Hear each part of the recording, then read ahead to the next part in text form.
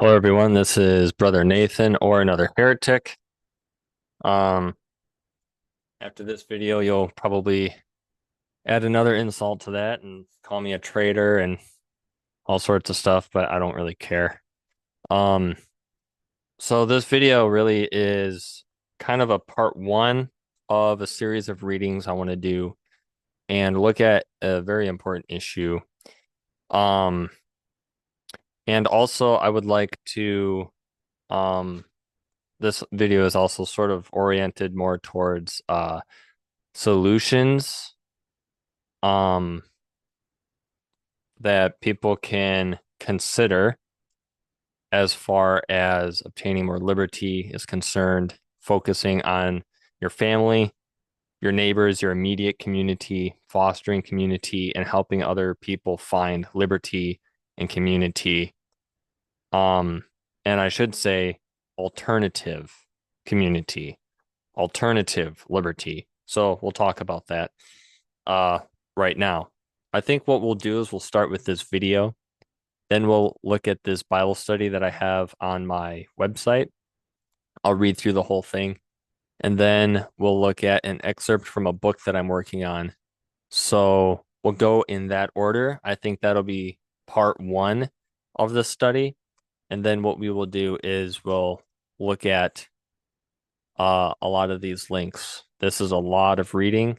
We're not going to get to this, I don't think. My time is limited right now as we speak. So let's begin where I would like to begin, which is with this video. I have this posted on my Facebook page. What I would like to do is I wasn't able to save or download this video. So what I'll do is this will serve as a sort of backup to this audio so that we have it. And I'm also going to transcribe the quote as well and probably feature it in one of the essays that will be included in my book. So there's a lot going on here, but bear with me. I think that this will be edifying and also very challenging as well as controversial, which is what this channel is all about. So let's get into it. Here is the video I'd like you to hear. So listen closely, please, because when we ask the question or when people ask the question, what the hell is going on? How did we get to where we are today? My answer is it's all by design, and there's no way to vote ourselves out of this very clearly. When we look at the corruption that's being exposed right now as we speak, um, a lot of people are waking up, I think, to the fact that it doesn't matter if you elect a Democrat or a Republican into office, they're all antichrist Satanists. They're all warmongers, they're all pedophiles. At least a vast majority of them are. It seems like very few people are awake in these institutions and are capable and willing of speaking out. And you know, I we need to find alternative systems, alternative solutions outside of the halls of church and state very clearly, because these institutions more and more are being shown to us to be corrupt. And I've said for many years now that the best alternative to the state and religious systems is the kingdom of God. And that is found in the teachings of Christ, in the examples of Christ. And humbling yourself and repenting and trying to follow the teachings of Christ will free you from the delusion that we all labor under, which is that we live in a free society, that this nation is a nation of Christian values. Um, if anything, this nation is a bastardization of these things. And we're going to see exactly why. So here's the video. This will serve as sort of the springboard from which the rest of these studies will flow from. This is the fountainhead, if you will. So listen up, please. Right now I'm going to just read a quote from Edward Mendell House and what he had to say in a private meeting with Woodrow Wilson, president between 1913 and 1921, from the private papers of Woodrow Wilson. Quote, "Very soon, every American will be required to register their biological property in a national system designed to keep track of the people, and that will operate under the ancient system of pledging. By such methodology, we can compel people to submit to our agenda, which will affect our security as chargeback for our fiat paper currency. Every American will be forced to register or suffer not being able to work and earn a living. They will be our chattel, and we will hold the security interest over them forever by operation of law merchant under the scheme of secured transactions. Americans, by unknowingly or unwittingly delivered the bills of lading to us, will be rendered bankrupt and insolvent, forever to remain economic slaves through taxation secured by their pledges. They will be stripped of their rights and given commercial value, designated to keep us a profit that will be none the wiser. I'm gonna pause here and I'm just gonna say a lot of that commercial value is indicated in, every year, every few months or so, whatever the case may be, we're always taxed. We have like our vehicle registrations, our licenses expire, um, fees upon fees, taxes upon taxes, more and more. We find ways that they invent um these economic um mechanisms that impoverish us, keep us poor, keep us basically under their thumb and their surveillance more and more, more and more. Everything is being assigned a value. And now with the digital infrastructure that Trump, at the behest of these billionaire oligarchs, these tech nerds, these techno fascists, they're inventing ways of um, monetizing things like air, water, food. It's called the Internet of Things. And all of this has its roots all the way back in 1913. So it needs to be understood that what is happening right now is not anything new. It's just the old system is getting an upgrade because the technology has just advanced. And this is all a result of the um, technocracy doctrine that was developed uh, many, many, many generations ago. They've been slowly building this right underneath our noses and training us through psychological operations to accept it. And so this is the key to understanding when it all went wrong. And I'm going to show you how to begin to unlock yourself, or one way that you can begin to maybe consider finding means of freedom. So let's continue here. For not one man in a million could ever figure out our plans. And if by accident one or two would figure it out, we have in our arsenal plausible deniability. After all, this is the only logical way to fund government, Through by coercion. floating liens and debt to the registrants in the form of benefits and pledges. Yep. Taxation is theft. It's extortion. It is government funding for the common good at the end of a barrel. It is one person reaching into your pocket and taking your wallet to give it to another person. That's what it is. This is the system that we have in our democratic representative republic, so called. This is antithetical to free markets. This is antithetical to freedom of association. And when you protest, when you become wise to their schemes, you get hauled off to the courts.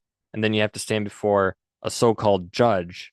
And what this person is saying, according to the quote, is that the judge feigns ignorance and claims that they don't understand our complaints because they're operating by a different set of rules, that we unknowingly submit to through these pledges. This is the artificial social contract that you hear people talking about all the time. Oh, it's a social contract. The cost of civilization is, taxation is the price we pay for so-called civilization. All of these things are things that we've been indoctrinated with ever since we've come off our mother's breast. And we are taken off of our mother's breast and put on the government breast very early on. Continue listening. You will see. This will inevitably reap us huge profits beyond our wildest of expectations and leave every American a contributor to this fraud, which we will call social insurance. Without realizing it, every American will insure us for any loss we may incur, and in this manner, Yep. every American will unknowingly be our servant, however begrudgingly. Yep. The people will become helpless without any hope for their redemption, and we will employ the high office of the president as our dummy corporation. So basically, what happened is in 1913, the United States got hollowed out and it became a shell company for bankers, for these oligarchs. And the presidency and the Congress and all these systems of government are hijacked. And basically, you know, everything kind of goes on like a play, the theater. If you've been listening to my readings of Rulers of Evil by Tupper Saucy, you'll understand that this is basically Jesuit theater. This is all Jesuit schemes. So the president, who becomes basically this puppet, this figurehead of this machine, he is the Black Pope. His function, his role, his part in the play is to lead people along, to give this false hope. Remember what Albert Pike said. He said that when they require a hero, we shall supply them. So the Freemasons, the Illuminati, the Jesuits, the Zio banker cartel, all of these things, the shadow government, these spooks, all are basically the same thing. It's a multi-headed hydra. No matter how many times you cut a head off, one's going to pop up in its place. This is a very virulent weed that is difficult to root up, but it's possible. But it starts by changing your mind and your attitude and your affections toward this beast called the state, this beast called the Federal Reserve, this beast called government, this artificial construct, the beast of the church, these artificial constructs that have been obviously hijacked, usurped away from, firstly, Jesus, the true representative of the creator of our natural rights or natural law. Jesus gives us the example of how to live accordingly. All power has been usurped away from that true system, and we now live in a matrix. Continue listening. To foment this plot against America. Having established plausible deniability, even if people become enlightened that they had a remedy and pursued it, the attorneys, judges, and legislators could claim that they did not understand the people's claims, especially if the technical requirements for achieving it were not followed pursuant to statutory requirements.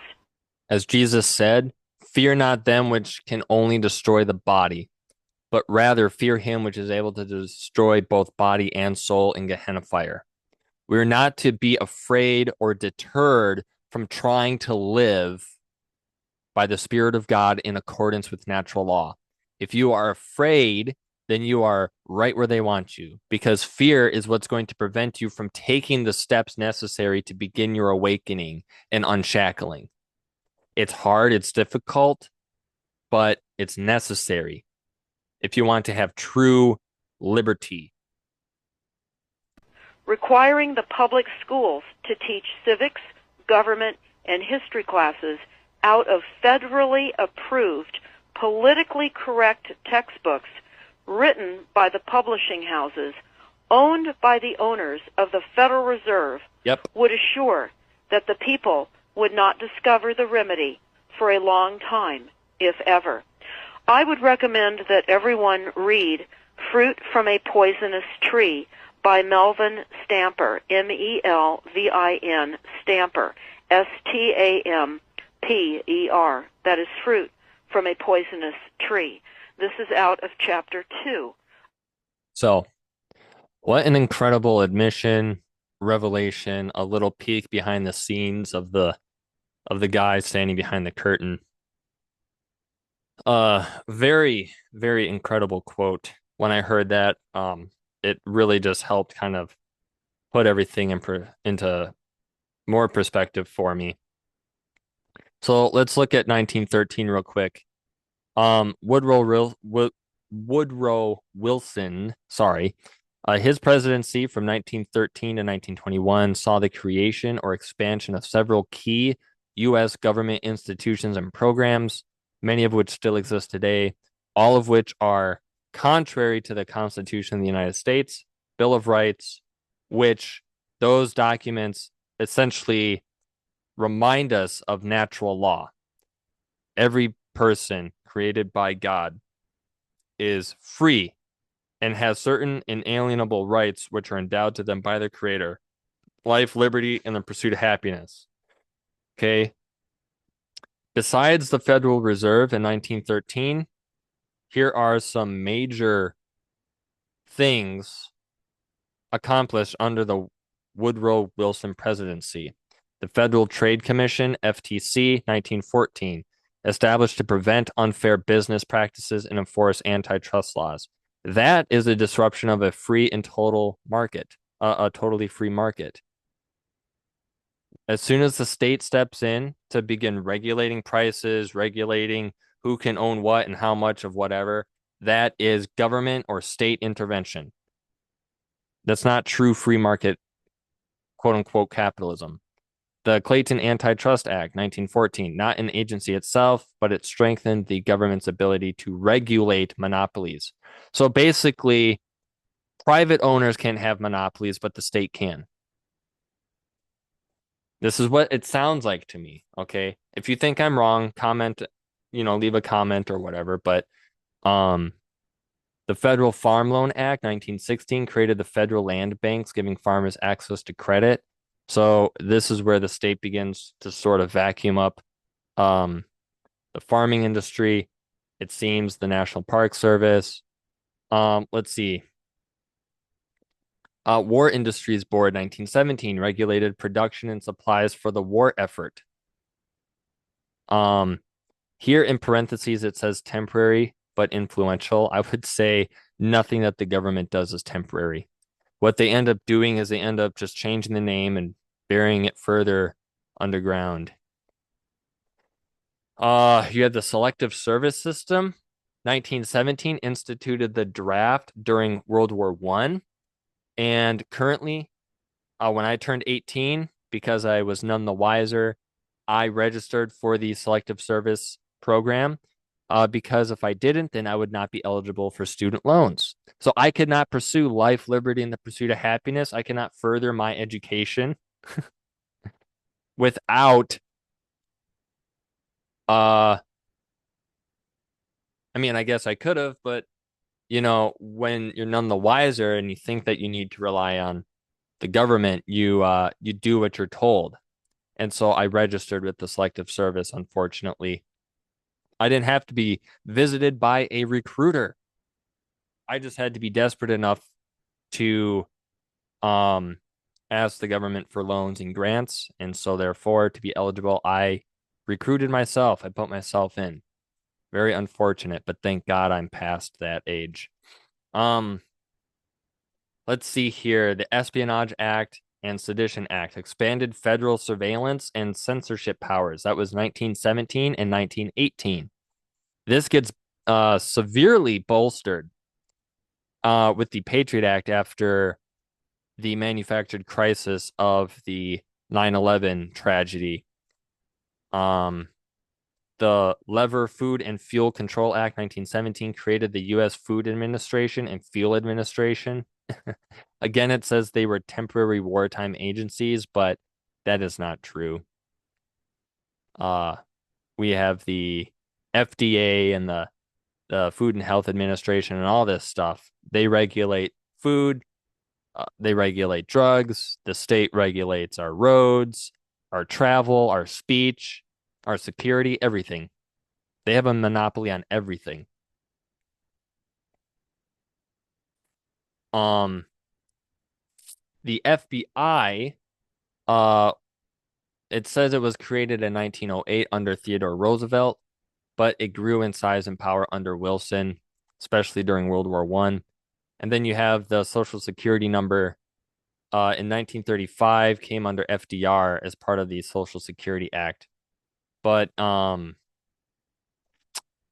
Wilson is largely remembered for a modern regulatory state, wartime federal power, executive power. And 1913 is the Jesuitical uh, monopoly printing press known as the Federal Reserve, which devalues our currency.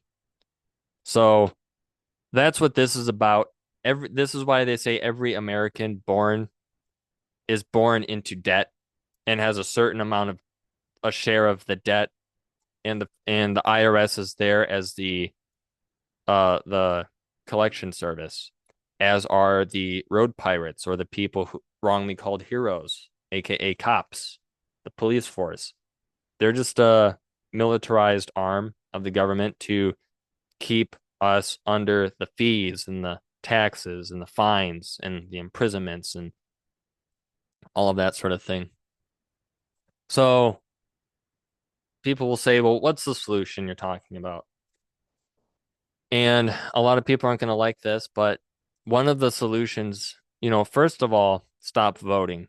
That's very easy to do. Just stop voting. Stop putting these satanic warmongering pedophiles into power.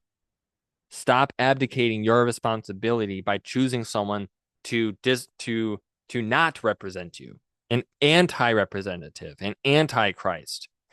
Jesus says that the kingdom of God is within you, not in some other representative. No one can represent you better than yourself. So start taking personal responsibility for yourself, your family, and your neighbors.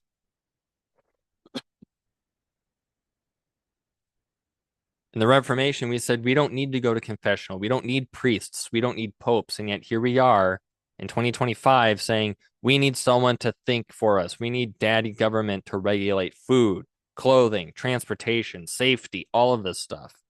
Really? You're that irresponsible and lazy? So stop voting. The other thing that you can do if you're brave enough is you can stop paying your taxes. And people will say, well, Jesus had to pay taxes, but that leads me to the other part of this particular video, which I want to show you. We're going to read through this particular Bible study, and then we are going to call this particular first part a wrap after that. So here we are. This is the Bible study. You can get this at www.anabaptistapologist.com. And it's not very long. We'll go through. This is a study that I've written in answer to the question, what would Jesus do when it comes to taxes? There is some nuance here, okay? I'm not saying that you must stop paying your taxes. I'm saying that I believe that biblically it is an option, and we'll look at a few reasons why. So I'm going to pause here, and when I come back, we'll read through the study and I'll give some of my thoughts.